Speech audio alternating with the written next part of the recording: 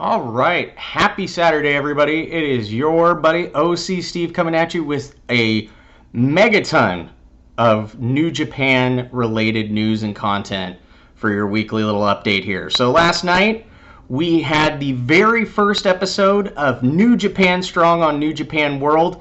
This was given the chance to a lot of the U.S. landlocked talent to compete in a tournament that is very similar. They are calling it the New Japan American Cup. It's essentially just the New Japan Cup, just done with American talent. And then the winner of this tournament will take on either Jon Moxley or whoever else is holding the IWGP US Heavyweight title at that time at a later date. So they get a title shot for that championship. So in action, we had Kenta picking up a victory against Carl Fredericks, formerly of the LA Dojo. This was a good competition. At first, you could just see that Carl was coming out strong, but ultimately Kenta picked up the victory with the GTS. Tonga Loa, one half of the Gorillas of Destiny, took on Jeff Cobb, and he won with a tour of the islands. We had another member of the Bullet Club, Chase Owens, compete against David Finlay. David Finlay, one half of Finjuice, picked up the win there. So happy beers for him, hoping to see him advance further in this tournament. And the other half of Gorillas of Destiny, Tama Tonga, took on Brody King, formerly of Villain Enterprises, and got the most airtime I have ever seen with a gun stun. It's definitely worth checking out. It's just amazing. I think he's like 3-4 feet in the air to give Brody King that gun stun for the win. So next week we will see the semifinals on New Japan Strong. We will be seeing Kenta go against Jeff Cobb, and we will be seeing Tama Tonga go against David Finlay. So it was great. I enjoyed it. It reminds me very much of old school NXT, where you just get wrestling. Everything's told in the ring. In an hour, you're in, you're out. You get 4 great matches. It's definitely worth your time. I think this is a great format that can be adapted to an American audience moving forward when they eventually make that transition, when everything starts to reopen and New Japan wants to have a foothold more so in the United States and highlight some of the other talent that usually gets lost in the mid-card. They can become superstars in this new fledgling outing for New Japan.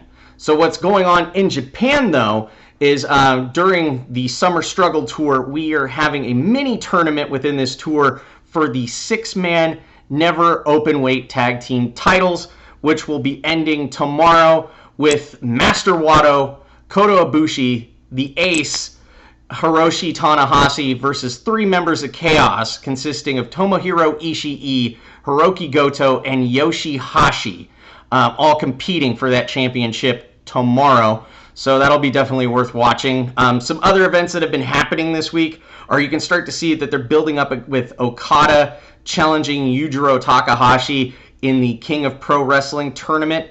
The qualifying matches are going to be taking place August 26th. That's going to start with 8 competitors and 4 singles matches, and then the winners of those 4 individual matches will be in a fatal 4-way on August 29th at Jinju Stadium for the end of the Summer Struggle Tour. So this is kind of neat. Okada kind of put out his stipulations. He went, you know what, I don't even think you can beat me on your own, so I'm going to do a handicap match. So my stipulation is going to be 3 of you at Bullet Club. You, Yujiro, Jado, and Gato versus me. So that's his stipulation that he's presenting to the fans.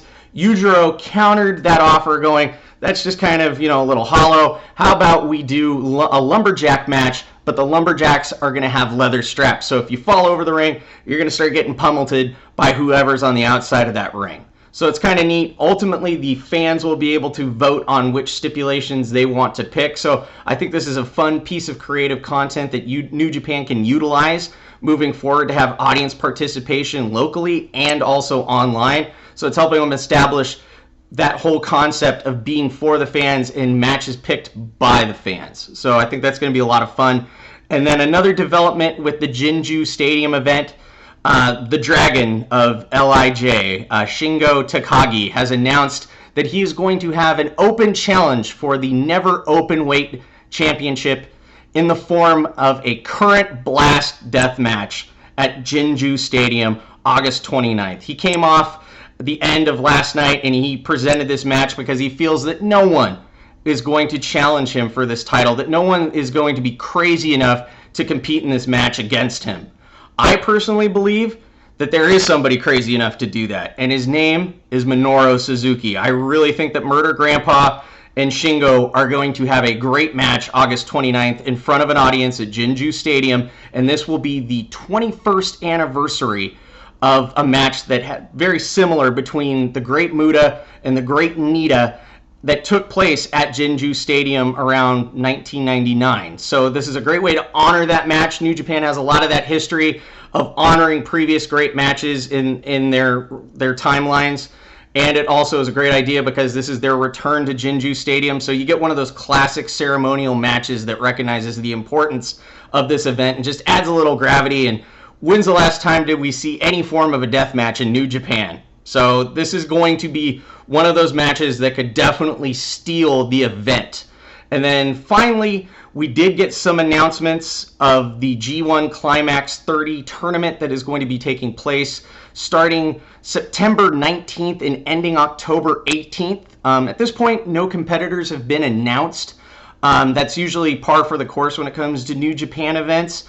They like to wait until the end of a tour to start announcing the next one. So I would assume probably leading up to the Jinju Stadium event, we'll start seeing announcements of competitors who's going to compete. I'm hoping that a lot of the people here in the United States that have been landlocked due to the pandemic get an opportunity to travel over. I think that's more than enough time to get tested, fly, and quarantine in Japan so then you can compete in the G1 tournament. So a lot of events happening in New Japan. Just wanted to share my own personal thoughts, comments, and opinions. But as always, if you enjoy my content, please give it a like. Please share it with your fellow New Japan fans. I do this as a hobby, but I'm hoping to grow this into something bigger down the line. And I can only do that with your help and your participation. That also means letting me know your comments below. And let's keep the discussion going. I hope you guys have a great weekend. Enjoy some great New Japan wrestling. Stay safe. Have a good time with your family. And I will catch you on the next video. And have a good one. Bye.